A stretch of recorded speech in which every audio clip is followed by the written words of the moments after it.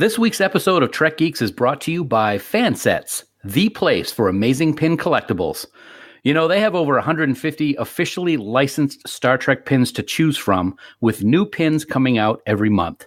See all the pins and collectibles they have to offer at fansets.com, and stay tuned for this week's special Trek Geeks discount code. Fansets. We are Star Trek.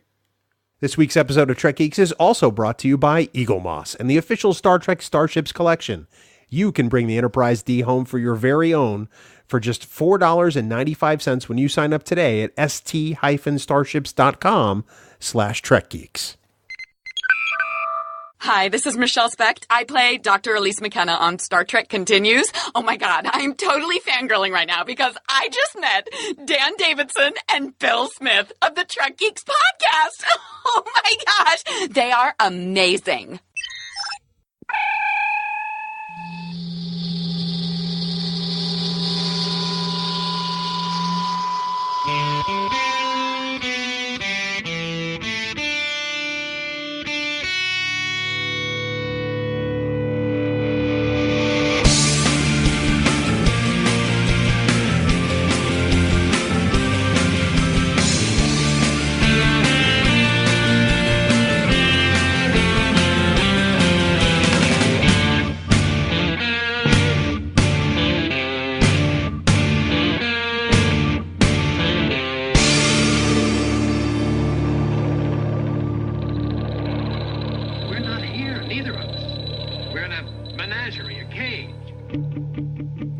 From Pod Fleet Command and the Satellite Office in Eastern New York, once again, it's the biggest little show this side of the Alpha Quadrant, your independent Star Trek podcast. Greetings, one and all. Welcome to Trek Geeks and episode number 158. It is a joy to be here. We're looking forward to spending some time with you today, and of course, I do mean my co-host. He was a bit of a petri dish last week, so we had to change our regularly scheduled episode. But he's feeling better now, and he's no longer patient zero. He's the largely incommunicable Dan Davidson. And Dan, glad you're feeling better, buddy. I'm feeling much better. I don't think I was the petri dish. I think I was the goo in the petri dish. This took a turn. It did take a turn, but it's great to be feeling better, and it's great to be here with you, buddy. Apologize. We had to change the schedule up just a little bit for this week. We were going to be speaking with our good friend Vic Mignogna, but we're going to push that off till next week, and we look forward to that discussion. But we have a backup plan, Bill, as good Starfleet officers always do. And, well, you've got to have a backup and a tertiary backup and a secondary tertiary to the backup. So wow, huh? Yeah, all of that Starfleety stuff. But we're gonna we have some audio thanks to a good friend of ours, Brandon-Shea Mutala, over at Trek FM. Yes, as folks who listen to the show know, we had the amazing honor of being part of the Northeast TrekCon in Albany, New York, just a couple of weekends ago. October 26th, I think, was the weekend, if I think of my math correctly and subtract the right number of days. And while we were there, we had the privilege of being on a special panel discussing podcasting itself, and for those people that are interested in doing a podcast, what we would give them for advice and what it's like and all that good stuff. And we had a fantastic conversation, and since Brandon was kind enough to get that recorded, we figured this would be a great episode to fill in, since I was that petri dish goo last week. Wow, still took a turn. That doesn't sound any better on second read. No, we're excited. It was a great conversation. We'll talk more about the participants and the lay of the land as we introduce the panel. But, buddy, it's just great to be back. How might our dear friends out there in the podcastosphere get us their feedback, comments, questions, suggestions, or suggestions for other conventions we might grace with our presence? There are just a whole ways to do it, Bill. It's so easy to get in touch with us. Just head right on over to trekgeeks.com/contact, and there you'll find a variety of ways to get in touch with Bill, with myself, or with both of us at the very same time. You can leave us a voicemail, you can Skype chat us, and you can fill out, even if you wanted to, and type it all out, which seems like it would just take a really long time, but fill out that contact form and type us out that personalized message, or even better, just click on that big blue button on the right side of the website and leave us the same kind of message using your very own voice using SpeakPipe. It's pretty cool. And don't forget, the place to be on Facebook these days is the official Trek Geeks Facebook group called Camp Kittimer. So bring your Trek talk and your Trek pics and your Trek love over to the site and join it's almost 1,100 people now, Bill, over on Camp Kittimer. And they're all talking Trek, and it's pretty cool. And also, as we like to say, on Friday, it'll be the Friday commute celebration. We've taken a couple of weeks off, but I think we'll be back this week where Bill and I will do our weekly lip sync, especially for our campers. So to join the group, just head right on over to facebook.com/groups/Camp Kittimer and be ready to take part in a wonderful social experience. And as always, we would like to thank our wonderful admins, Heather, Jackie, and Dan, for the amazing job they do over at the camp. We cannot thank them enough. But please remember that any comments or messages you leave us in any of these places may be used in a future episode, Bill. One of these days, I want to hear you do that as Gordon Ramsay, but without all the expletives. That's a hot challenge issued. Challenge accepted.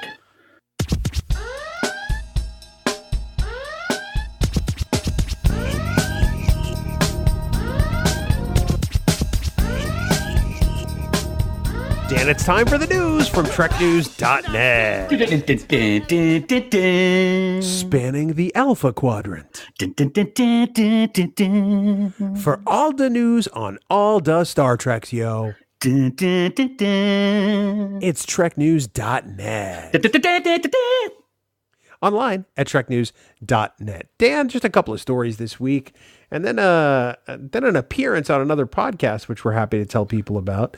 But first up, yet another Star Trek adult beverage has been announced, and this one, I'm surprised it wasn't the first one they released, to be honest. Does it matter though, Bill?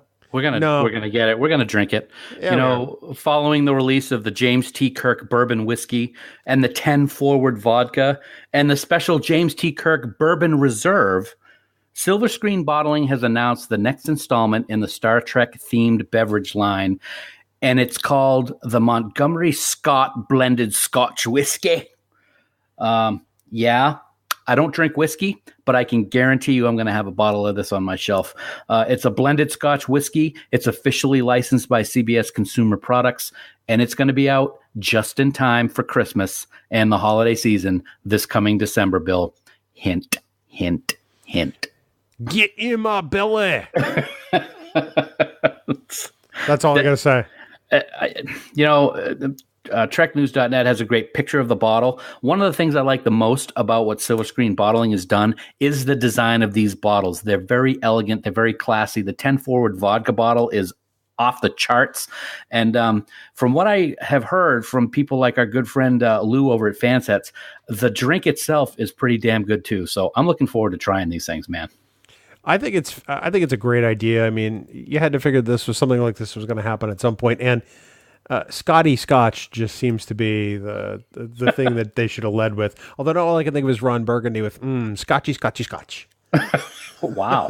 Okay. You're welcome. Welcome. Well, there may be some of this that makes its way to you, or it may not. It may just stay with me. I'm just saying. Oh, wow. Thanks. All right. You're welcome. Well, Dan, also, Twitter apparently was aflutter with some interesting goings on last week as the official Star Trek Twitter account was taken over by some nasty Klingons to introduce what turned out to be a brand new mobile game that's going to debut soon. Yes, it was very interesting. A lot of people thought that they might be dropping hints at a movie, but nope. A new massive multiplayer real-time strategy and role-play mobile game entitled Star Trek Fleet Command was announced last week, by the way of the Star Trek Twitter account being overrun by Klingons for a whole day. It'll be coming out on November 29th. This new game is going to be set in the Kelvin movie universe, which is very cool. And it's described as, quote, the first free-roaming multiplayer Star Trek experience to combine role-playing game-style progression and real-time battles with enemy ships, all on mobile devices, end quote. This is very cool because this means that it's not the same thing that everybody's going to be playing. It's an epic narrative, and as you make decisions on the missions you use, your experiences is 100% different than anybody else's. According to the release, the amount of personalization offered in Star Trek Fleet Command, quote, is about as limitless as the universe itself. And as a person who likes to play mobile games when I get a chance, I can't wait for this just to see the possibilities that are going to show up on it. I'm very curious as to what it's going to be. I mean, you know, and some of the listeners know that I get very bored with mobile games very quickly. Mm-hmm. So I'm interested to see if this actually holds my attention. I do love the fact that there were so many people out there yelling and screaming because they were convinced that this Twitter takeover had everything to do with the 4th Star Trek film in the Kelvin timeline. And you have no idea how happy it made me when they were all wrong. Come on now, Bill. That's not the way to be. I mean, okay, yeah, I was the same way. Comicbook.com, which is one of the worst websites on the internet, even ran with a story that it was about the 4th Star Trek movie in the Kelvin timeline without any evidence. So I love that they got to eat a huge bunch of crow because they were wrong. Yep. But yeah, so Fleet Command looks like it has potential. I guess we'll see. Yeah, the trailer, which you can find over on the Twitter site for Fleet Command, looks very good. The graphics look pretty impressive. But as with any new game, it all depends on how easy it is to use. It doesn't want to be too complicated, especially with a mobile game, depending on what you're playing on. So I'm going to give it a cautious thumbs up. And as I can guarantee you that on November 29th, it'll be on my iPad and I'll be trying it out. Well, and so that's just a brief news this week, but if you want to hear more news, Dan, I was actually a guest on the Tricorder Transmissions weekly Trek podcast, which is their dedicated Star Trek news podcast. I sat second chair to our good friend Shashank Avaru from Politrex, and we talked about the Star Trek news of the week. So you can find that over at the tricordertransmissions.com or wherever fine podcasts are served up. When were you going to tell me this? Never. Wow. Well, Congratulations. That sounds like fun. I was a blast. You weren't there. Shashank, hello. Call me. he revels in some fanboy love for Trek Geeks too while it's happening too. So it's probably good you weren't there. You would have started gushing and stuff. And well, nobody wants that. Just gushing about you, pal. Right.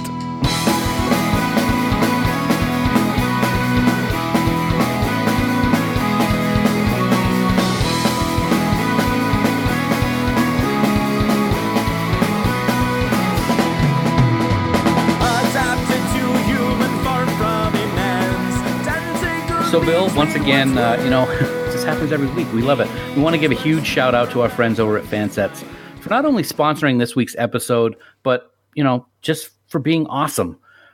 We were so happy to raffle off a DS9 25th anniversary set at Northeast TrekCon recently, and their support in providing that special keepsake helped us raise almost $400 for the American Cancer Society. It's mind-blowing. Northeast TrekCon was just such a great little independent Star Trek convention with a really nice turnout. I mean, it was, STLV is clogged and it's nothing but wall-to-wall people. Northeast TrekCon was more personal and intimate.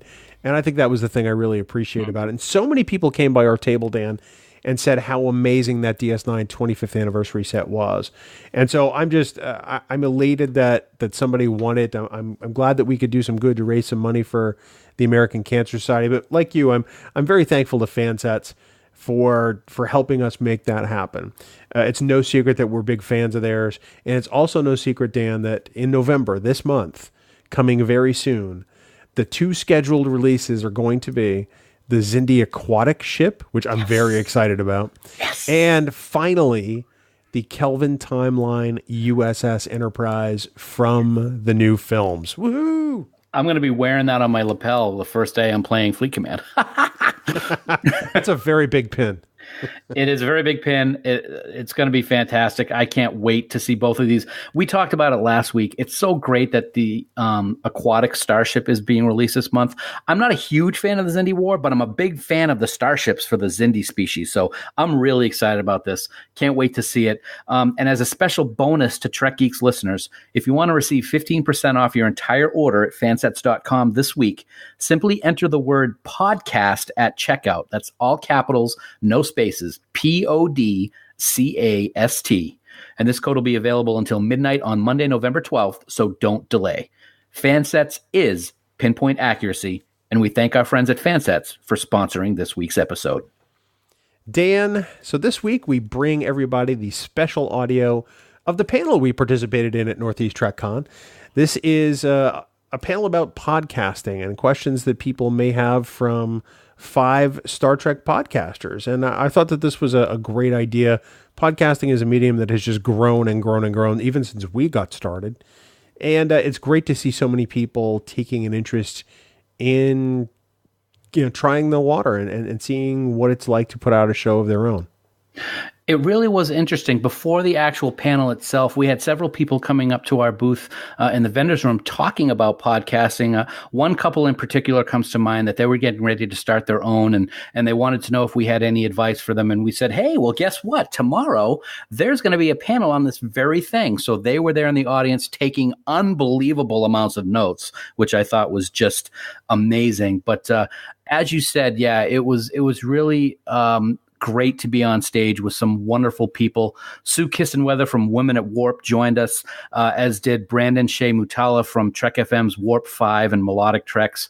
And then we had 2 geeks, Bill and Dan from Trek Geeks, sitting there twiddling their thumbs or something like that. Yeah, and it was moderated by our good friend Ken Tripp from Trek FM's Standard Orbit. Unfortunately, or fortunately, depending on how much you like Ken, Garrett Wong was unable to moderate as originally scheduled. So Ken stepped in, and he did a fantastic job. He absolutely did. Garrett, they worked Garrett really hard that weekend, and and he kind of needed a break, and we all completely understood. And kudos to Ken for stepping up. He was a fantastic moderator, and certainly the adult in the room, considering the panel. But please sit back and enjoy this panel from Northeast TrekCon. Welcome everyone to the podcast panel today. We're excited to have this opportunity to be able to talk to you and get some good feedback on what we're doing and hopefully get some good interaction and some questions. Before we get going, although we have one member who's decided to leave the stage, what I'm going to ask... Bye, Dan. Bye, Dan. Is for the folks that are up here to introduce themselves, what show they're on, how long they've been doing it, and we'll go from there. So we'll start with you, Sue. Hi, I'm Sue Kisenwether. I am a co-host of Women at Warp on the Roddenberry Podcast Network. And we have been running for about 3.5 years now on Women at Warp. Before that, I personally have been podcasting for about 10 years. And before I was with Women at Warp, I was on the Anomaly podcast. And actually, I did them concurrently for a little while, which was a lot of work. And you started when you were 15? If only. No, definitely not. Okay. Sorry, Brandon? My name is Brandon Mutala, and I'm Canadian. As you can probably tell from my accent here. Does that mean you get a special parking spot? Lucky. What are you announcing that for? Canadian, huh? Never would have guessed. He just wants to lord it over us. I host 2 shows on Trek FM. The first show that I host is called Melodic Treks, which is all about the music of Star Trek. It's a lot of fun. I do interviews with composers, and recently had an interview with Nicholas Meyer talking about composing from a director's point of view. And I have a podcast called Warp 5, which is all about Star Trek Enterprise. And then outside of Star Trek, I actually have a few other little projects. I just wrapped up an 11-part episode for the Talk Film Society on Halloween movies. So Dan was on for the Rob Zombie remake. That was a lot of fun. And then I have an Alfred Hitchcock podcast, which is we go through all of Alfred Hitchcock's films from the beginning. And that's a monthly podcast on the Fandom Podcast Network. And then I have an monthly podcast on Cinematic Sound Radio, which is all about electronic film scores. I've only done 2 episodes of that one. So the first episode was on the Academy Award-winning duo of Trent Reznor and Atticus Ross. So let's wake up the geeks over here. Sorry. You guys up? All right, great. Yeah, sorry about that. I didn't realize I was sitting next to... I have one more podcast. No. I'm Bill Smith. I'm the producer of Trek Geeks and the co-host of both Trek Geeks and Discovering Trek. We've been doing this for about almost 4 years now. And to say you were a willing participant is probably a lie. But I will hand this over to you. All right. And I'm Dan Davidson. As Bill said, I'm co-host of Trek Geeks and the host of Discovering Trek.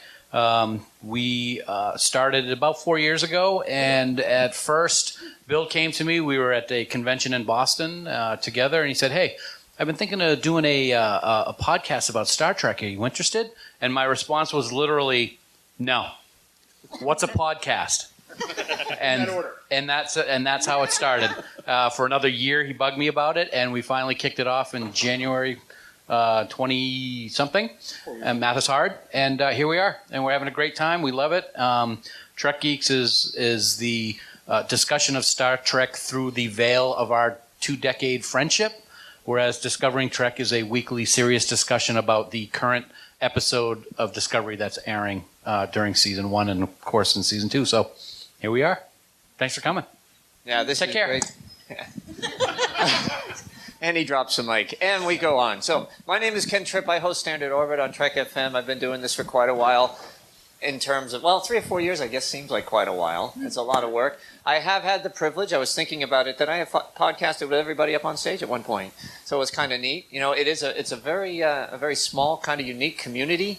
And what I love about the whole thing, there's no competition. Everybody wants everyone to win. And that's a pretty neat thing, right? Dad, would you say that's true? Yeah, okay. So I think that's what makes this whole thing very unique. And good people of good character are all trying to do the same thing and have a lot of fun with Star Trek. So as a show of hands, though, I'm just curious from the audience, how many people have listened to Star Trek podcasts? Yeah, that's a pretty good number. How many of you actually have done or been on a podcast? All right, we got a good team. It's good representation out here. So what we're going to do is we're going to be talking about podcasting, right? That's the whole goal of this. What all these folks have been through and whatnot. We'll definitely be taking some questions from the audience in a little bit. So I have some questions to start. We started with Sue, so we'll start down the other end with Dan, just going forward. So this is an interesting question that was asked, and I thought it really was a great one to start with. What are the aspects of podcasting that have enhanced or inhibited your Star Trek experience? Good question. I'm going to stand up because I got a bad foot, and I need to stretch it out. So, good question. I guess the thing that stands out to me the most is something that inhibits but enhances at the same time. And that's when we first started getting into this, I had no idea what social media can do and the power that it has both positively and negatively. So it was a tremendous shock to my system when we would be sitting there talking about this thing that we love and talking about all the positive things that we take out of a particular episode or a particular movie, and then the amazing negative social media reactions that can sometimes take place. And for people that may be thinking about podcasts, not scaring anybody, be prepared for that, because you can have the most positive thing in mind, but unfortunately, there is going to be negativity no matter what happens. Bill and I like to say that we have a rule called the John Champion Rule from Mission Log. Everybody's least favorite episode of Star Trek is someone's favorite episode of Star Trek, and it's the other way around too. So you can have the Alternative factor is great. Like that. So you can have the most positive intentions in mind, but social media and the world we live in today, you're going to get reaction that you might not be ready for. And what I feel is one of the important detractors from that is people use anonymity and being able to be isolated when they give these responses as a kind of way to hide it. So I think that's why it can be so negative at times. On the other hand, it can be great. We have had amazing response with social media, so it goes both ways. And that's just one of the things that both inhibits and enhances the podcast experience. That's a great answer. Bill, what do you think? It's amazing. He said that all in one breath. You would never have known that, but didn't even pause. For me, it's kind of a double-edged sword, because I think that the thing that both in the pro and the con side that has affected my fandom is that it's caused me to look at Star Trek more critically. And there are times when that's great, and I enjoyed that aspect of it. And there's times when I just want to sit down and watch Star Trek and just zone out and geek out and enjoy this thing that I love. And I go, oh, should that really have been the motivation in that scene? Or, oh, should that really have occurred? Because that doesn't seem very Star Trek. So it kind of, there are times when I can't turn off my brain from analyzing Star Trek long enough to enjoy Star Trek, if that makes sense. It makes a lot of sense. I think it's an excellent point. Brandon, you've got a lot to follow because they've made some really good points here. Ditto. He's a man of few words. It's enhanced my fandom because, like, I'm very humbled. I've been very, very fortunate with the interviews that I've had for all of my podcasts. I've had some really, really amazing guests on my show. I got to interview Gerald Fried, who's the last surviving composer for the original Star Trek series. You know, Nicholas Meyer, Cliff Idleman, like Star Trek VI, the music changed my life. To be able to talk to Cliff Eidelman about his music was really amazing. And then, the community that it's brought has also been a positive thing. Like, getting to know all these other podcasters and getting to be friends with them and then getting to see them at conventions has been really amazing. But then for the detriment, I was on The Edge, which is Trek FM's podcast for Star Trek Discovery, and I was on it for the first season. And honestly, being for that podcast and preparing, like in order to feel ready, I was watching the episodes 4 times, and that was just a number that I chose. Before I would record the episode, I had to watch it 4 times, and I think that doing that and then doing the podcast completely ruined my enjoyment of season 1 of Discovery. And so I didn't want to be in it anymore because I didn't want to look at it that critically. I just want to love Star Trek again. And so this coming season, I don't know if I'm actually even going to listen to any Star Trek Discovery podcast for this season because I just want to go into it. I'm not going to listen to the 12 Trek FM podcasts on it either, Wait, they've cut down to 12? But I want to just enjoy it, and I want to just love Trek again because Trek was so important to me, and these people that get freak out about canon, the novels were there for me, and that's not canon, but it's my canon, and I can squint and make any one of those books fit in the canon any way that I want to, and it shouldn't matter to anybody else. So that's my fandom, and I want to be that fan again. So I think I'm taking a big step back from Discovery this year. I just want to watch it to love it. So it's good analysis. It's good reflective thinking on the way ahead and how you can be successful and enjoy it and enhance rather than inhibit your enjoyment. What about you, Sue? I think a lot of what comes is 2 sides of the same coin, right? When you begin to gain recognition in the fandom for having a podcast, especially for Women at Warp, when we have the Roddenberry name behind us, we gain access. The past couple of years I've gained press access to a lot of places I never imagined. I was earlier up on stage with Chase Masterson and Nicole DeBoer. Like, 10-year-old me is having a heart attack. But what comes with those amazing experiences is that you're not just representing yourself anymore. You're representing your brand and your show and the people that you work with. And for me, I'm also now representing Roddenberry, which is a weight on my shoulders. I don't want to screw something up and have that get back to somebody so involved in these shows, but it's also created an amazing community. So there are pieces of it. And then when you're podcasting, you're putting your opinions out there for the entire world to get. And overwhelmingly, I would say responses are good, but good responses tend to be fleeting. They're retweets of like, check out this great episode. They're maybe a Facebook comment of like, I really enjoyed this. But the people who come to your website, who come to your show notes and leave the lasting comments that stick with that page are the people who are unhappy with you. And that's one of the reasons, people say the negative comments stick around in your head longer, but they also stick around on your website longer because of that. That's how people interact. So if you want to help your favorite podcasts, also leave comments on their web pages because it can be an emotional toll sometimes when you're dealing with, like we do a lot, a controversial topic. But it's as Brandon said, it's a toll on your time as well. You get to talk about something you love, you get to build a community, but it's eating away at other parts of your life. People keep asking me, are you watching this show? Are you watching that show? And I'm like, no, I'm watching Star Trek for the 17th time. Because if you're doing a deep dive into one episode, you're going to watch that 2 or 3 times. You're going to read about it. You're going to look stuff up about it. If you're doing a topic show, you're going to watch multiple episodes multiple times and read up on all of them. So there's a lot of dedication that goes into it. So it's a bigger commitment than, sitting down at your computer for an hour every week. I like it. Guys answered that question beautifully. This next one, it probably has a mix of some of the things that have already been said. So let's ask it in both the sense of business and personal podcasting. And it's a wide open one. And Sue, I'll start with you. So what do you know now that you really wish you knew better when you started this, that 10 years ago when you were 15? If only. No. Definitely not. The The most important thing that I think about podcasting, your technical knowledge will grow, your equipment will get better. That all comes with time. But the most important thing to know when you get started podcasting is that you should come up with a schedule and stick to it. That is literally the most important thing you could do, because if you release your show erratically, you're going to lose your audience. It needs to be, even if people don't listen to it right when it comes out, if they see that you've stopped posting shows or you're not posting regularly, that's when you're going to lose people from your audience. So I think that's number one tip is consistency.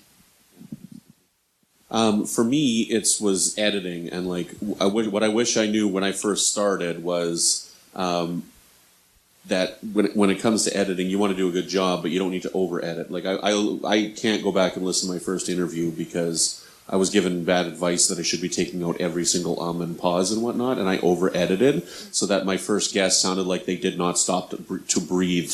Because I edited it down, and that first interview, it was an hour long, or it was an hour and a half interview or something like that, and it took me 8 hours to edit it, right? So when I started, edit it to make it sound nice, edit out coughs and things like that, but leave the natural pauses, and something that saved time, which I wish I knew I didn't discover for quite a while, is I use a trackball mouse because it is so much easier than having to pick things up. If you can get a trackball mouse and use it, that literally cut my podcasting editing in half. Just because of the ease of access. And now I use one at work and everything like this, and I couldn't use another one. So for me, editing was the big time crunch, and I hate editing so much. I love preparing, I love talking, I love interviewing. I hate editing. So. If I can jump in, would you say is your average edit time? I'm down to, if it's a difficult one, it's double. So if it's an hour-long podcast, it'll take me 2 hours to edit. But, with experience with people on Warp 5, we've got a good feng shui that I can now be distracted while I'm editing, and I can just half listen to it. And so an hour-long will take me 70 minutes to edit. Because I'll be we have to take out that crazy tangent because it's nonsense. So I just have to cut out a big chunk. But with our experience and how we interact with each other, I don't have to take out large chunks anymore. I don't have to do the fine editing anymore, which saves a ton of time. So experience there as well. I think I would say it's the thing I wish I knew is that in addition to being a podcaster, you're also your own social media machine. You're also your own PR mechanism. You're also your own customer relations bureau because you interact directly with the listeners. There's a lot of investment that goes into that because you can have the greatest content you want in the world, but unless you also intend to promote that content and learn the art of self-promotion, because that's something we as humans don't necessarily do very well, then your podcast is only going to grow so much. People discover our podcast, I know, every day, and I'm sure that's true of everybody here on the dais. But that happens because social media happens, or targeted ads happen, or word of mouth happens, or general conversation, or maybe we guest on each other's podcasts and somebody finds out about us that way. So whereas it may seem as simple as just recording and releasing an episode, there's so much that happens to grow and build a show and an audience. Yeah, for me, I think coming into it, I wish I was more of an expert at time management, because there's a lot of time that goes into this, whether it's preparation or whether it's the actual recording, scheduling if you're going to have a guest on. And I don't look at it in a negative of that it takes so much time, because it's positive, because I love doing it, but I have a real world job. I have a wife who I adore and want to spend every moment that I can with, and it takes a lot. So we've come across situations where we've got a lot going on, and I can't stress enough how much I agree with Sue about the schedule. You want to stick to that schedule. And there have been times we drop on Tuesdays. Sometimes we'll record it Monday night because there's so much going on during the week that we can't do anything, but we have to get it done. So the time management factor was something that I have had to grow to learn and really appreciate.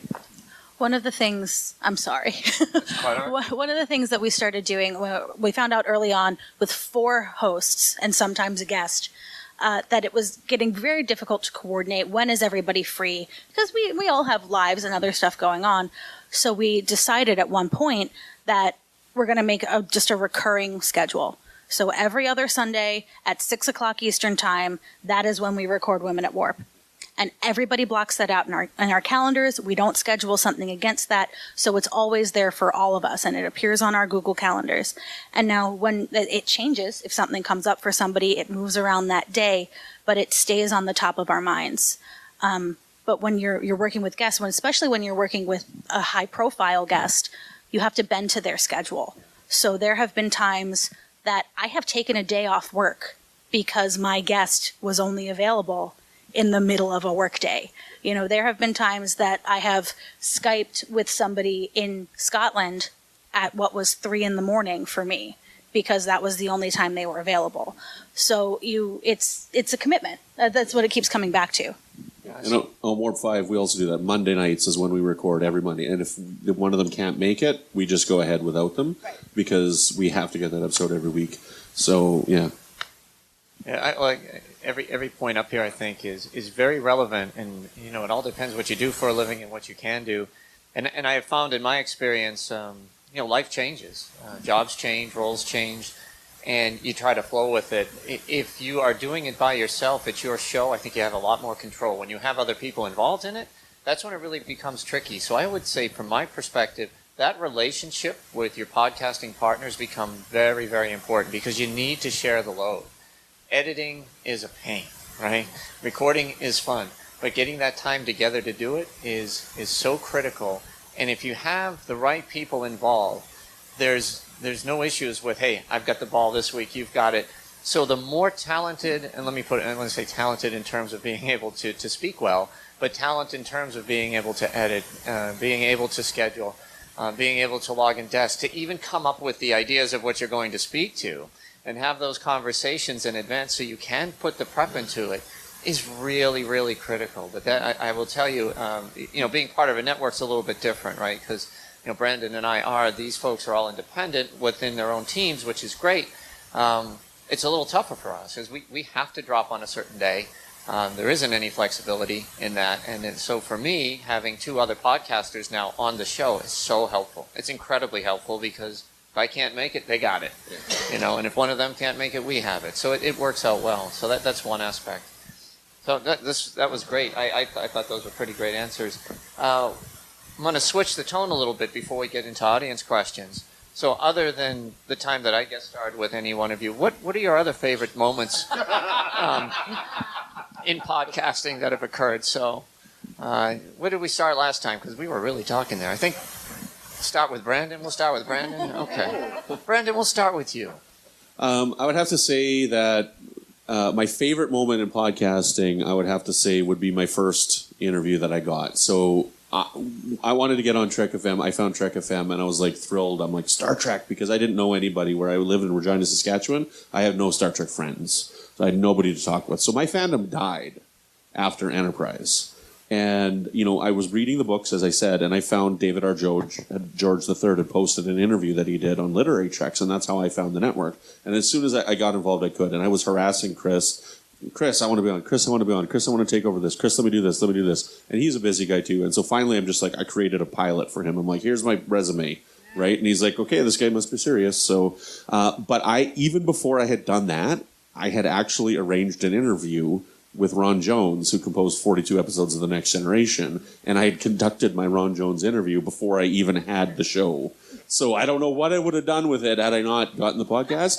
But having that interview with him and speaking with him, and for those that don't know, so he did 42 episodes of The Next Generation, and he was fired because the general story is his music was too good for the show, and he was told, your music's here to support the show's not here to support your music, and his music is really outstanding. So he did the Best of Both Worlds 1 and 2. He did that music, but talking with him and talking about his experience and how he opened up when he got fired, he was composing and recording The Drumhead, which is the trial episode with Admiral Sati, right? And so I'm like, what was it like recording this, knowing that you were fired, and how emotional he got? And he's still upset after all this time about being let go from the show. He's gone on and had a wonderful career. He did Family Guy for the huge long run of the show, which was hugely popular, and it was his wheelhouse, this wonderful jazz style type of music that he did. And he's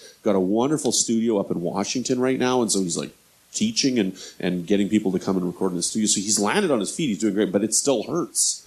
And so to hear that after all this time, you know, was like, that was probably my ultimate experience that I've had so far, was being able to talk to Ron Jones. But I've been very fortunate with my interviews. We talked with Manny Cotto. You know, he did Enterprise for season 3 and 4. He was the executive producer. He went on to work on Dexter in 24. You know, like he's a really big name, and be able to talk to him for our 100th episode of Warp 5. And so, you know, the interviews are the best, because it's just, as a nerd, loving the behind the scenes stuff, every single interview that I have is very precious to me.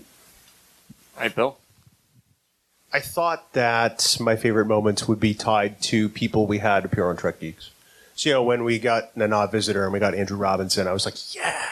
But it turns out it's not that. It's the interactions we've had with people sort of randomly and haphazardly at various places. There's two in particular. One, a guy named Tom from Houston, who we met at STLV a couple of years ago, had this old 1970s style fanzine style newsletter, and he was collecting the autographs of various people from Star Trek. And on one page, you see Walter Koenig, you see Nichelle Nichols, you see, you know, people who've worked behind the scenes. You know, you see the Rick Sternbachs of the world from Next Generation. And he goes, yeah, I've reserved this spot over here for you and Dan to sign. And we're like, us? You want us to sign this, which in my world is a historical document, you know? Absolutely. And it's like, are you really sure you want these two idiots to sign this thing? I'm going to jump in. It was like in the center of this. Yeah, it was like prominent. Like, okay. And we signed it, and we both walked away afterwards going, can you believe this?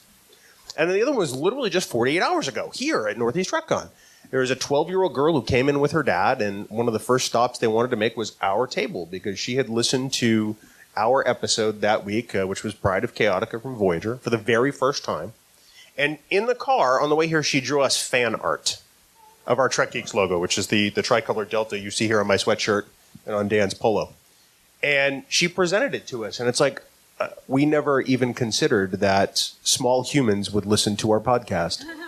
And then we became suddenly scared for everything we've said over 156 episodes. So those really have turned out to be the moments that have meant the most to me, I know, because you create these things, you put them out into the ether, you have no idea who's going to listen. You have no idea with whom something is going to resonate. You know, and when it comes to be very personal like that, it really kind of drives it home.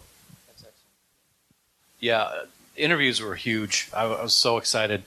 We were able to visit the Star Trek Continues set when they were filming an episode a couple of years ago, and that was really great. The interactions and the friends that we've met at places like Vegas and here, and we now consider our Star Trek family, is very important. But there's one that sticks out to me. For people that have listened to the show and people who know us, I was on the verge of committing suicide one night back in the late 90s, early 2000. Literally had a gun in my mouth one night, and it just so happened that the show Deep Space Nine's Captive Pursuit was on. And if it was not for that episode of television being on my VCR that night, I would have pulled the trigger, because what was being said on the screen made me stop and think. And over the course of the last decade plus, I've been able to thank Colm for saving me and this, that, and the other thing. And if you want to get the details, you can listen to the episode of Trek Geeks on Captive Pursuit. But the thing that stands out and is my most precious moment is we got an email after Captive Pursuit aired on our show, and it was a gentleman who wanted to thank us and thank me for telling my story, because our episode was his Captive Pursuit. He was going to kill himself that night and listened to my story and stopped. And that even now, I cannot even fathom that I was able to help somebody with that. So for me, that I don't know if anything can ever top that. It shows that Star Trek saves lives on different levels than you can even think of. For me, it saved me. The show literally saved me, and our discussion of what happened to me through Star Trek helped save someone else's life. And to me, that goes without measure. So that will always be my favorite moment. That is incredibly powerful. Yeah. But not only that for you, like Star Trek has touched so many people in so many ways, and everybody has a different aspect of fandom that gets them in a different way. Like, you know, Polyester here is going to be having a podcast very soon called Sober Trek. It's coming out on Tricorder Transmission, you know, and Star Trek helped her overcome her addiction with alcohol, you know, and that has she's reached out to other people and had other interactions because of that. So. It is now. But excellent. So it's helped a lot of people in a lot of ways, and like this story gets me every time I hear it. It's pretty amazing. So, yeah. There's no way I can follow that. Yeah. No, not Sorry. a chance. Sorry. Thank you. Like Good night. Star Trek. Star Trek is fun. Gates McFadden did recently praise me on an article I wrote about Dr. Crusher. So, I mean, that's pretty high up there. That's great. It's interactions like that when somebody tells you that you've changed their mind about something. That was we were told in comments that we helped change somebody's mind about gay people with our talk about the outcast. What? We have that kind of power? We publish on our website, our associated website, we have a blog where, it's not just the co-hosts. I've lost my words listening to this story. So we have guest authors tell their stories. And one of the most popular has been When I Transitioned, I Looked to Dax. So about somebody's story in their transgender journey. And it's one of the most popular pieces that gets spread around a lot. But there were so many just wonderful comments about that helped. This character helped me as well, but also this story, this article helped me a lot. And that piece got into, somehow Brian Fuller found it recently and tweeted it out. So that got a whole new audience. It was interesting when we found that and said, well, that explains the spike in our website traffic. But in terms of on-air stuff, on show stuff, one of my favorite things was when we had a show on the women of the first Star Trek conventions, and we were able to get Lynn Kohler and Deborah Langsam, who were on the committee who created the first conventions, to just come on and talk about their experiences and the work that they put in and all of the things that happened in the 70s that led to these conventions, that led to the fanzines, because Deborah also created Spockanelia, one of the first fanzines. And it was with me and my co-host Jara, and the two of them just talked. We barely said anything, and I could just sit back, and I texted her, and I said, this is amazing. And it was, fan history is kind of my own personal wheelhouse in fandom, but it was just astonishing to listen to these women talk about their experiences in early fandom, because I think that's something that we're losing. It's not as documented as it should be. And it's something that we need to know. Any group needs to know their history, right? That's fair, yeah. That was a great episode. That one was thank really you. good. Yeah. This is great. I listen. As I get older, for whatever reason, I get more emotional. I don't know why. Star Now Trek. that I'm older than God's dog. I'm very emotional when it comes. There's a lot of dust in here. There is, yeah. Well, except for 25-year-olds. But for the rest of us, it's a You little guys, bit I'm different. 35, okay? You're still a puppy. Okay, let's just for the record, folks.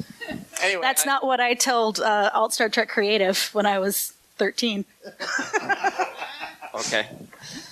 But thanks for sharing. There's a lot there. I think that the family aspect of the fandom and being able to connect with just good people all the time through the podcasting and being able to come here and do this is huge for me personally. And that's, I guess, the best experience that I had is just the network of friends I've met. And I don't have anything that compares to a lot of this stuff. I just don't. But for me personally, that's what it is. I've made friends for life that I never would have had I not stepped into this world, in the podcasting world. Just great people doing phenomenal things to make life better for so many. And that to me is so enriching. And that's what it's like when we come here, right? I've tweeted out even when I've been in Las Vegas, it's just nice to go someplace where everyone's welcome. And I can't emphasize everyone more. And that's what it is, and you smile all the time. And I think, there's a lot of places in society where everyone is legally welcome, but I don't know how well they feel welcomed, And in Star Trek, it's real. It really is. And I think that's what makes this whole thing just a wonderful journey for me and for all of us. Dan, we're going to have more audio from the Podcasting 101 panel at Northeast TrekCon in just a minute, but we wanted to take a moment to welcome our friends at Eagle Moss and the official Star Trek Starships collection back to Trek Geeks as a sponsor this week. We're so excited that they're here with us. It really is great to welcome an old friend back to the podcast. We love their stuff. As you know, their starships are officially authorized by CBS Studios, and this official Star Trek Starships collection is available only from Eagle Moss Collections. There are tons of little teeny tiny starships, Bill. They're awesome. It's the Tons. ultimate tons, like literally probably tons. Literally probably. It's the ultimate collection of vessels from across all of Star Trek, the original series, Next Generation, DS9, Voyager, all the movies up to and including Star Trek Beyond. Beat you to it. I've wanted to do that for so long. We have several of these starships ourselves. They're really great. Every model is made of die-cast metal and high-quality ABS materials. They're hand-painted with reference to the actual CG models used in production, and where they exist, photos of the original studio models. The detail on these things is absolutely exquisite. Yeah, I'm holding in my hand my USS Enterprise NCC 1701, no bloody A, B, C, or D, in my hand from Eagle Moss and the official Star Trek Starships collection. And it's gorgeous. You talk about the detail. It's there, even on a ship this size. But almost as importantly, Dan, is the way this ship is displayed. Each of these ships comes with a display base, and this thing is weighted. I mean, this is not a flimsy display base, and it perfectly displays the model. Plus, it comes with a collector's magazine featuring behind-the-scenes info. There's original design sketches and a breakdown of technology on board. So subscribe to the collection today to receive your first ship, the USS Enterprise NCC 1701D, for only $4.95 with free shipping. That's just mind-blowing. Additional models, and by the way, Dan, there are already close to 150 of ships in the collection. Will then ship twice monthly and be delivered directly to your door. As a subscriber, you're also entitled to free gifts worth over $90. And of course, you can cancel your subscription at any time. Full details can be found at st-starships.com/trekgeeks. Send your ships. I have to do that every time. You do. Answer me this, Bill. You're holding the NCC 1701 right now in your hand, and you're holding it like the Apollo hand, aren't you? Yes, I am. Excellent. Folks, if you want to hold the NCC 1701 like Apollo's hand from Who Mourns from Adonais, you can purchase your favorite ships individually if you want for just a few dollars more, either online at shop.eaglemoss.com or just head right on over to your local comic book shop. It's just that simple. And sincere thanks to Eagle Moss and the official Star Trek Starships collection for sponsoring this week's show. All right, so I'm going to switch now. Are you guys ready for some questions to ask these folks? Yeah? Is there any questions in the audience? So what I'm going to do, I'm going to come down there. I'm going to give you the mic, if you don't mind, just so we can A record roving your question. reporter. It's like you're Phil Donahue. Yeah. So if you want a quick answer, anyone but Brandon? And if you want an answer in English, anybody but Dan. Thank you. I speak Boston, so if anybody struggles, I've got you. So anyone? Oh, way back here. Okay, we'll start down here. Now I am like Phil Donahue. Getting your steps in. You got to hold the mic like this. Yeah, that's right. One thing, and first of all, I just want to say that I showed up 20 minutes late. I don't know if you already talked about this, but one thing that I listen to a lot of podcasts. Like I'm a musician, so I spend a lot of time on the road, and so I'm constantly listening to it. But as a musician, one thing that always drives me nuts about podcasts, about a lot of podcasts, not yours, is that seems like most podcasters haven't figured out compression and EQ. I don't know if you've ever listened to a podcast and somebody kind of makes a lot of this noise when they're talking, and like it just hurts your ears when you're driving, and you have to like crank up the volume to like hear the road noise, or like, you know, it's like somebody gets a little far away from the mic, and then somebody gets a little too close to the mic, and I don't know, it's like compression. That's you. But when did y'all figure out about that? And have you ever told new podcasters, like, please do this? I think we're, at least we, Women at Warp, I think we're still working on it. a lot of podcasters, as opposed to, professional musicians or people doing professional sound work, is that a lot of us are self-taught, and there is no one way to do it. And because we're funding it ourselves, we're using what is available to us. So some people are using GarageBand, some people are using Audacity, some people have the funds to be able to use a program like Adobe Audition, but they all function differently. And there are tons of tutorials out there, but you can only do what you can do. We have certainly has had some equalization issues. There are different ways to try and combat that, but none of them are perfect. And some people don't have as good of an ear as others. So whereas I might listen to something and say, well, that person sounds much louder, somebody else might not. Somebody else might not hear it. So we do our best with it. And we have certainly gotten comments like, oh, I really wish you would fix this. But the way to do it is not an angry comment, in my opinion. No. If you really love a show, if you really love their content, but you have an issue like that, the best way, in my opinion, is an email. To say, hey, I really love your show. And if you have the skills, I have these skills. I've noticed that you're having this with your sound quality. I'm not sure if you're working on it. But if there's anything I can do to help you solve this problem, let me know. And that's not something everybody can do, but it's if the email is just, you need to fix your sound quality, you're going to get ignored. Because it's not nice. Sorry. The best thing and the biggest challenge with the podcasting platform is there's no standard. As like Sue said, there's a low barrier to entry, so really anyone can podcast, and that's the beauty. But the downfall is that anyone can podcast and they don't necessarily understand audio production. And that's fine, because it's the product they put out. Now, there are tools out there that people can use that are relatively simple.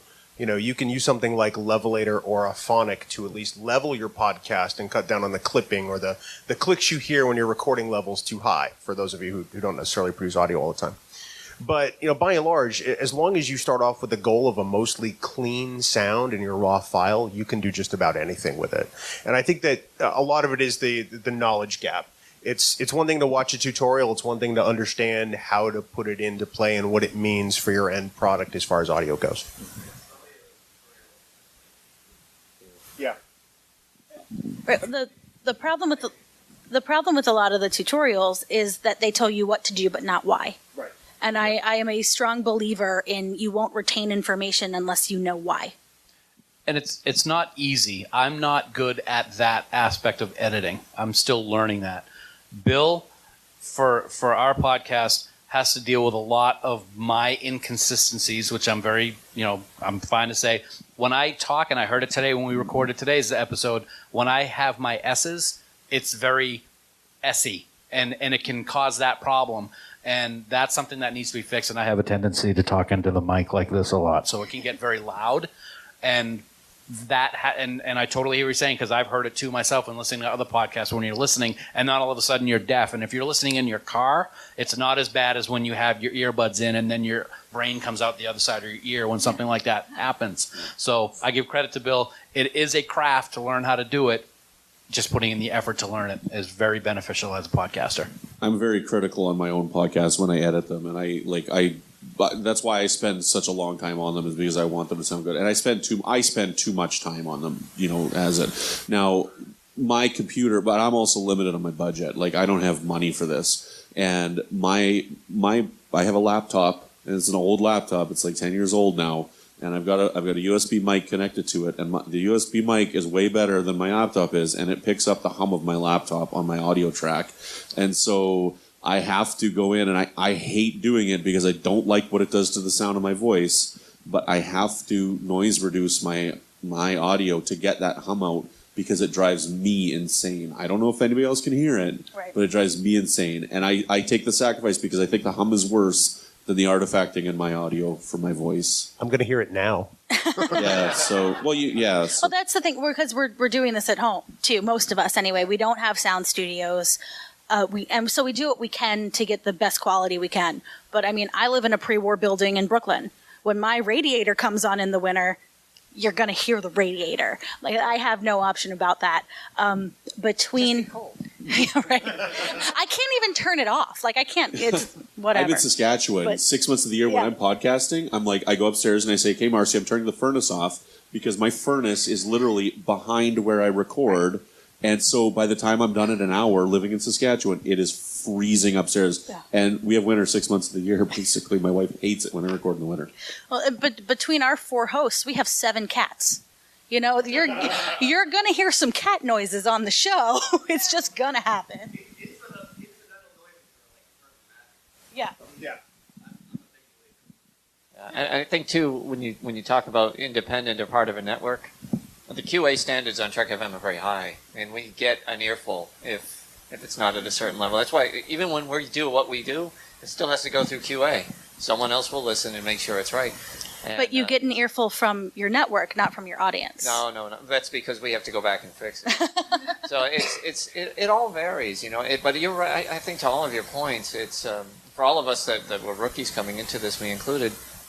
Learning that talent, that ability, took a lot of time for me. You know, I was not an early adopter when they asked me to edit, and my first show that I edited wasn't on, but actually edited.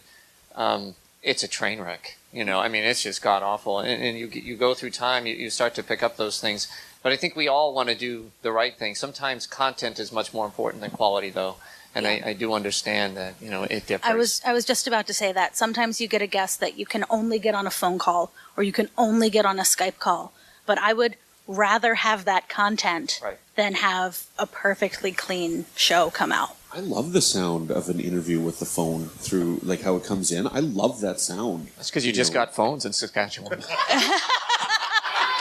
We've actually had that feedback a lot. We had Andy Robinson on our 11th episode, so very early in the run of Trek Geeks, and we had so many people go, "Oh, it was so great to hear that phone interview. I love the sound of a phone interview." And I'm thinking, really? I love the sound of a phone interview. It sounds so cool. I don't know. I love the sound. So when my guests come in, I actually prefer it if they would phone me rather than Skype me because I think I love the sound of it. Well, it's a big conversation in Trek podcasting, especially of I'm going to be at this convention and I want to try and do some interviews. What recorder can I get that will reduce the crowd noise as much as possible? I'm like, that's my question. A mobile portable recorder, and because it's obviously.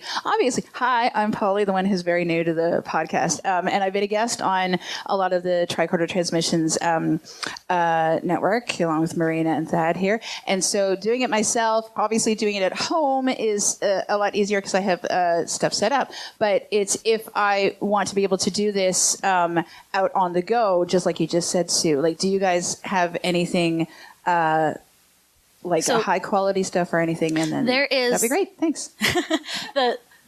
I think that crowd noise at a convention is great because it's out on the road. It gives ambiance. It gives an idea. It can make something a little bit harder to edit if you have to take something out.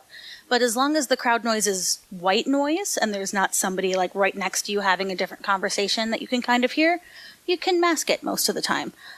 What I use for that is this. This is a Sony recorder. It's teeny tiny.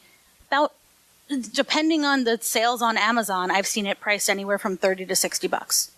And it does the job just fine. There are higher quality things. You know, a lot of people recommend a company called Zoom, and they make several portable recorders. I think we've got one plugged in back there. I've got the entry level one, and it's plugged in over there. It was 100 Canadian, which is like probably 10 American. Like, so. And there's the Zoom H2 that a lot of people use. So there's a huge range in cost and quality, but an inexpensive one will do you just fine. And you can always upgrade. That's the thing. I know people who use their iPhone. You know, I mean, most of us are walking around with a device that will record some kind of halfway decent audio. So, I mean, we talked earlier about there being a low barrier to entry. I mean, technology is evolving all the time, and we're all carrying around these amazing computers in our pockets that, you know, we use maybe a portion of their potential. We have a mid-range recorder that we use for handheld stuff. We set up a laptop and a mixer earlier today and recorded this week's episode in the exhibit hall. We've done it in a variety of different ways. We typically don't record in the same location, even though we only live 7 miles apart now, which is kind of bizarre. But it's actually great because I don't have to see you. Yeah. But there really is a solution at every budget level for this kind of thing. It doesn't have to break the bank. Yeah. Yeah, but if you're ever in the same space as somebody and they say, yeah, I'd love to do it, let's do it right now, and all you have is your iPhone, open up a voice memo. Because it's the same point as before. Having the content is more important than the sound quality of the content. Because you can get it, if you have it, you have it, right? And what I found is, I love Sue's comment. You want to have that background white noise when you're at a convention. I don't think there's anything that I've come across that will mask that. If you're at a convention, be prepared to have it. And I don't think there's really a whole lot that you can do to hide it without affecting the overall how quality of what you're recording at the time. So to piggyback a little bit on recording devices, what do you do for recording guests on your shows? Not when you're doing interviews, but doing guests. Because, like, for instance, on our show, we typically just have asked the guest to record. Just we'll talk through Skype and we'll ask the guest to record through like either just the Windows voice recorder or QuickTime on a Mac. But I know there are other programs that'll do it automatically for you, usually with a subscription cost. And I'm just curious what other people use. We use Zoom for Trek FM. If they can record it locally, I ask them first, do you have the ability to record this locally? And if they don't, then I tell them, you can either phone in by phone, which I prefer, or you can call in by Skype and we can record the audio that way. And on Zoom, they've recently added the feature, which had they had it when I started, would have saved me decades of work in the last 2 years. You can now record the tracks individually.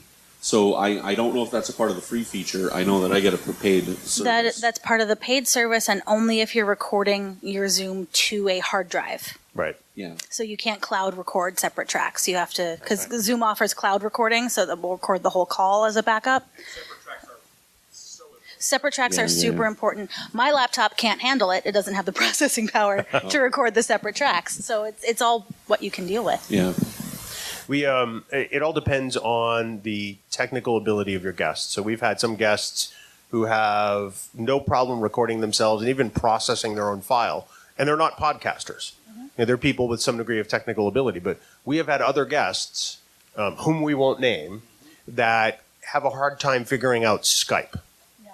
So you really have to sort of match the solution. And there are times where we don't get a separate track for every participant. There are times where we have to record the master audio and then cross our fingers that either something doesn't go wrong or that there's not something that I really have to edit the heck out of. So, well, when I was on your Discovering Trek, we had a nightmare. Like, I don't know what was going on that night, but we had to close and open and everything, like technical problems that happened. No, I think that was your Canadian internet. It could have been Canadian internet, yeah. So it's the exchange rate. One of the things we did is we created a Google Doc of like how to record yourself for Women at Warp, because we do double enders as well. And we outline both Audacity very basically and GarageBand very basically. So, you know, I'm a Mac user. Somebody else did the Audacity. We both wrote it up. And then there's saving your file and getting it to us at the end. And we'll send that out when somebody agrees to be a guest. And we say, please give it a try before the recording. And if you even want to send us the sample file, we'd love to hear it. If you have any questions, let us know. So giving as much information as possible. Sometimes it still doesn't work. Sometimes the files still go wonky. That's why you record the backup. But we use Zoom as well. It's not super expensive. And the benefit for your guest is that they don't have to download anything. You can send them a Zoom meeting link, and it's all web-based for your guest, even though you might have the program installed on your computer to do the recording or whatever. So the best thing you can do is make it as easy as possible for the guest. And the backup, I cannot stress the importance. If you have it, is the backup. Because when you and I did From There to Here for Star Trek's Rewatch, we did 4 episodes, and I don't know what I did on my end, but 3 of my files only extracted the first... No, it was silent. That's right. It was silent. And she had the backups, fortunately. So that's what we had. And again, the content is more important than the quality. Because it's tough. If you have an interview and you talk to somebody and you have to do it again for a technical, it's never the same.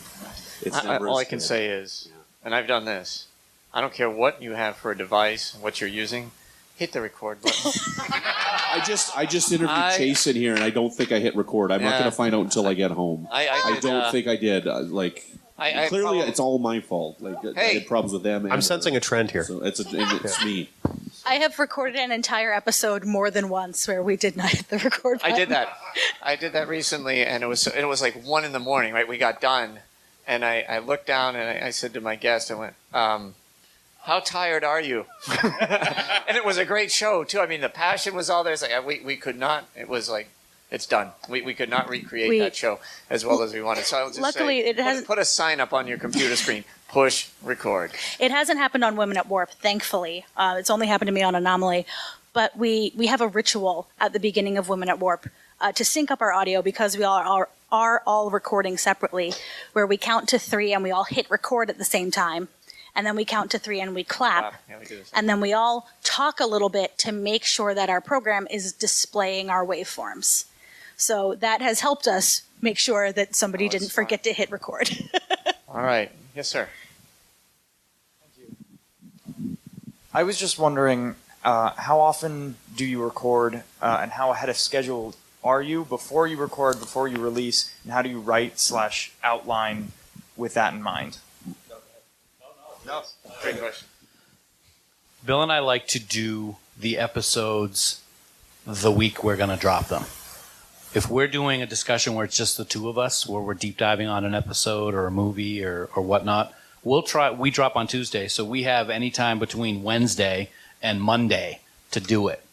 If we have a guest on, like Sue said earlier, we are completely flexible with whatever their schedule is. So if, let's say, for example, not that this is happening, but let's say, example, Jeffrey Combs was available, but he's not available. He's only available tomorrow at 7 o'clock, but we're not going to be able to release it until January.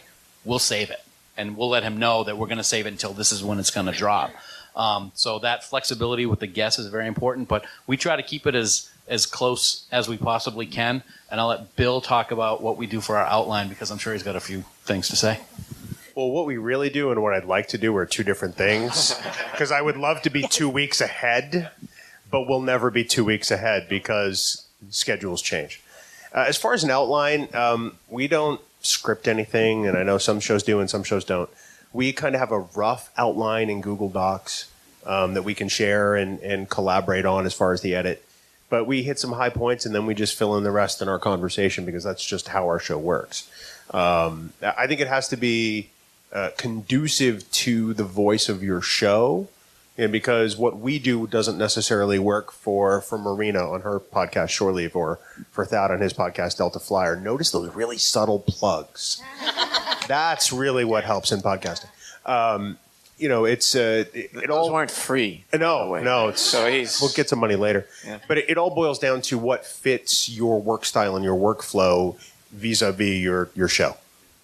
See, for Warp 5, that's probably the best example because my other ones are different. But for Warp 5, we record on Mondays, and it's released the following Friday, like 2 Fridays later. That's what we try and keep to for our schedule. Now, we had a couple of times where we're like, let's record 2 tonight, and then we're good for a little while and we can take a day off. So we did stuff like that. We try and keep them shorter episodes at that time.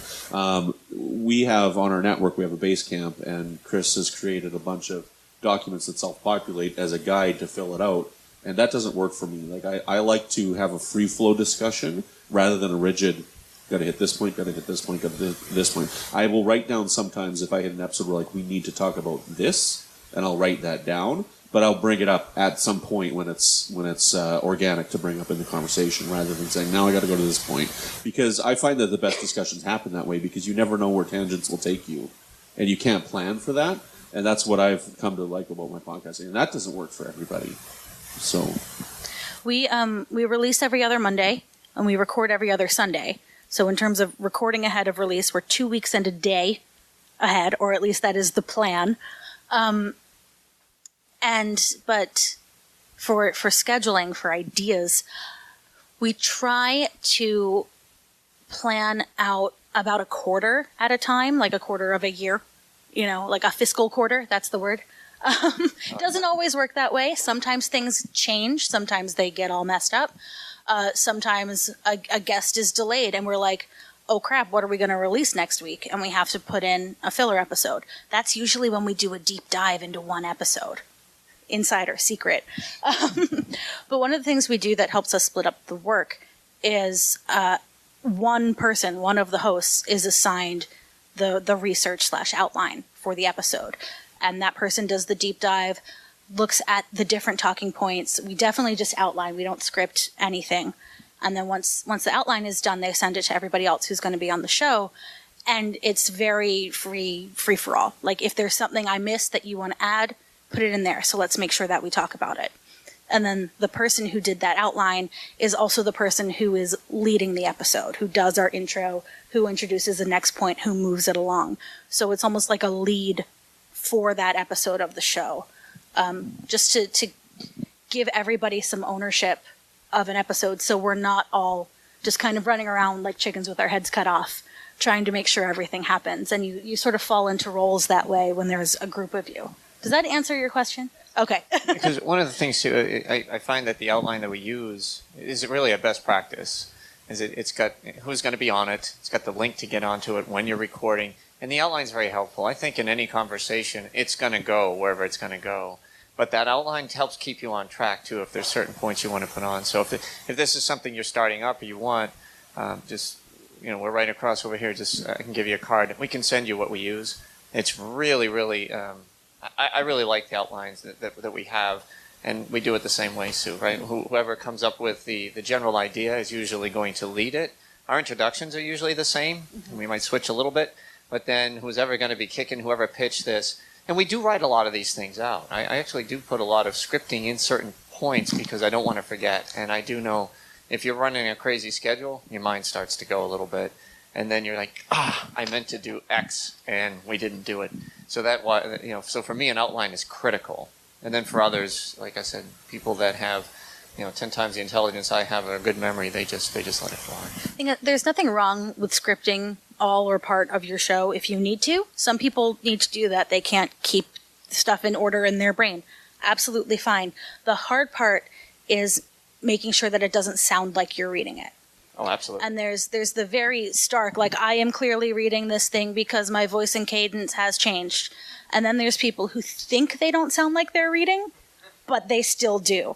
Yeah. So I mean, the trick that I have found, and this might be a little more theater kid, is to read through it first to yourself and then say it again while you're not really reading it. Like if you have enough, if you can remember a line like that, so that it gives life to it. Because the hardest part, I know some podcasters who script their entire show. Ooh, yeah. And it is, I love them as people, I really do, but I can't listen to their show because it's just, that's what's painful to me. You were talking about the compression earlier.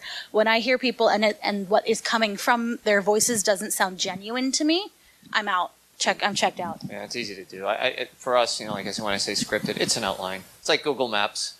There's an accident, go right, go left, go whatever, and that's what happens. But be happy to share that. One of the dangers with mine not being rigid is we have a danger, especially when you have fun with your co-hosts, of going off on bizarre tangents, right? And it's hard sometimes to pull it back. And only once have I had it where the tangent messed me up so badly that I'm like, I don't even know what to do next. So. Hey, it's our time. I want to thank everyone for coming this afternoon. This was really fun and enjoyable. Let's hear it for our panelists, please. Thank you guys very much. Thank you. We all have cards. We're going to be in the vendor room. Come talk to us. Yes, please. And have a great rest of the show. See ya.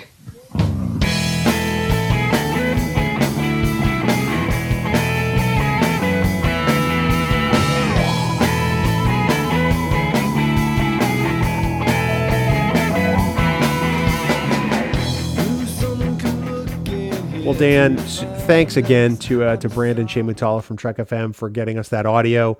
It was his recorder that was plugged into the mixer there at the convention, and we're happy to share it with everybody. Of course, please visit all these shows and give them a listen. There's some great Star Trek discussion happening all over the place, and not just here. Dan, the other thing that's really great is the fact that 5 Year Mission is all of the music you hear on Trek Geeks. Without them, we would be a really dull podcast to listen to because people would hear your voice and then they would fall asleep for all the great stuff that I have to say. Wow. We want everyone to go to 5yearmission.net, download their latest album, which is called Year 4. We guarantee you're going to become a huge fan, just like Dan is, just like I am. It's great stuff. Original music, one song for every episode of the original series. And Dan, this is not parody. I mean, they're writing really awesome songs that cause you to look at these episodes in a different light, which I think is truly amazing. It really is. I've grown to love them so much. Their songs tell stories, which is really good because who doesn't like good storytelling? Sort of along the lines of what I'm about to relay to you from a great story, Bill. It's just going to be a quote. I'm not going to go into full detail and at length like I usually do, but this is from a great episode. So here we go. Michael Rittenhouse must be destroyed. Destroyed, Kirk? No. Look what we've done. Your mighty drum sets, 4 toys to be crushed as we choose. Did you like that? I'm a little concerned that you think Rittenhouse has to die. Well, it's just part of the dialogue, but it was Dr. Richard Farkstrom from The Ultimate Drummer. I got to laugh. That's one of the first ones I've ever laughed at. That was just so dumb. Okay. Yeah. Yeah, The Ultimate Drummer. Yeah. Okay. So 5yearmission.net, download all of those albums. Seriously. Make Dan stop doing these Farkisms. Never. No. Oh. Dan, of course, for more great Star Trek discussion. We hope everybody checks out the Tricorder Transmissions online at the tricordertransmissions.com. Like I said earlier, I was on Weekly Trek this week. Yeah. With the other half of Politrex. Woohoo! Sorry, Barry. And it was a great discussion. But they've got so many podcasts out there, Dan, that there's something guaranteed for just about every Star Trek fan in the Alpha Quadrant and beyond.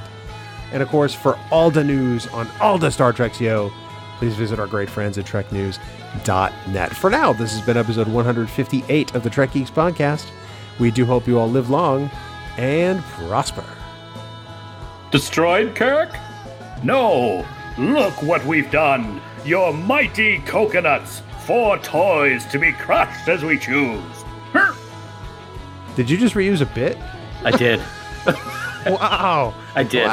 Wow. It worked. I figured it worked. Might as well try it. Yeah, thanks for putting in so much hard work this week. Music for Trek Geeks is provided by 5 Year Mission. They are writing one song for each episode of the original series. Download their music at 5yearmission.net. Trek Geeks, a Star Trek podcast, is a production of Coconut Media Works, executive producer Bill Smith. For even more Star Trek discussion, check out Discovering Trek, a Star Trek Discovery companion, available on Apple Podcasts, Spotify, and discoveringtrek.com.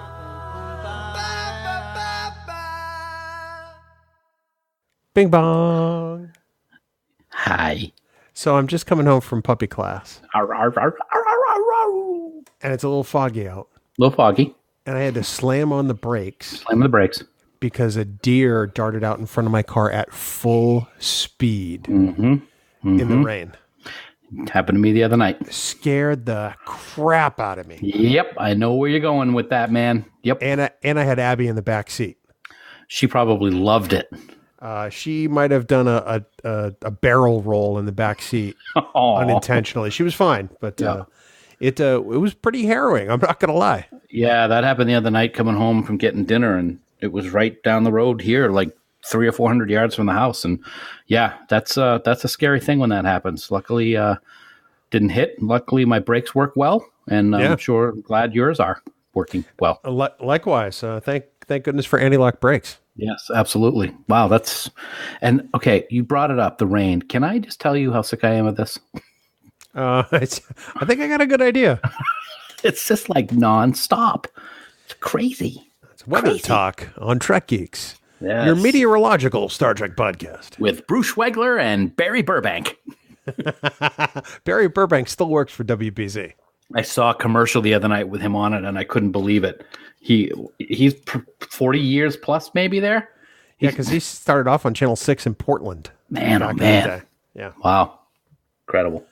See, all the New Englanders are going to know exactly what we're talking about. Mm-hmm. Everybody else in the rest of the world who listens to Trek Geeks are going, what the hell?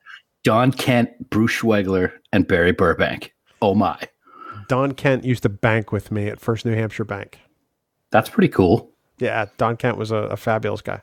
With the old moving chalkboard type weather maps that he had to draw on with a big giant marker. God, you're old. Yeah, well, guess what, pal? You're dating yourself. I don't remember any of this. That's because you have Alzheimer's and you're old. Wow. I don't mean that in a funny way. Wow. No, tee. You going to Tahiti? What? I would love to go to Tahiti. It's a magical place. It is very nice. Never been there, though. I voted today. Congratulations.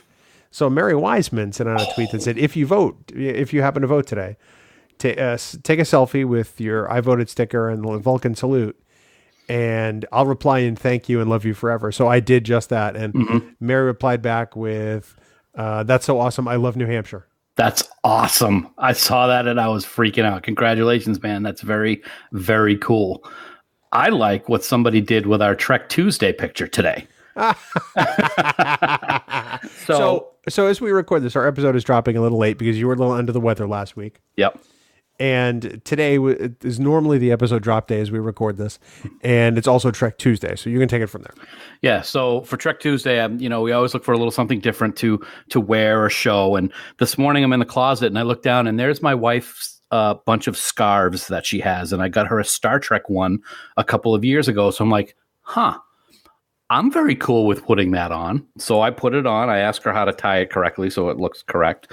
And then you have a great picture of a retro Enterprise with a rainbow behind it. And you're kind of holding your own face with the Vulcan live long and prosper salute. Yes. So we send that out for our regular Trek Tuesday picture. It was a great picture, both of them.